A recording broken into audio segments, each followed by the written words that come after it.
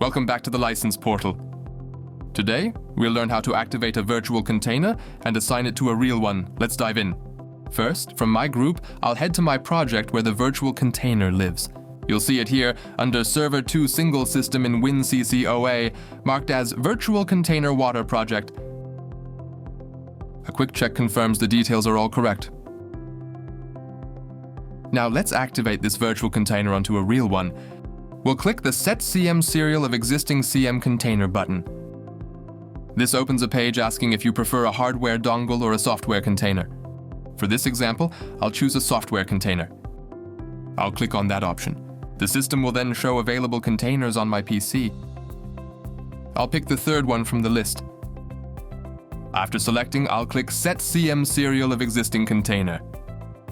This action automatically deploys our virtual container to the chosen software container, identified by the number you see here. In just a few moments, you'll see a confirmation that the serial number was successfully assigned. Click OK. Our virtual container has now successfully transitioned to a real container. Since it's no longer virtual, let's rename it. First, click Enable Changes for the project. Then go to the container, switch to Edit, and I'll rename it to Water Project. Finally, release changes to save, and that's it.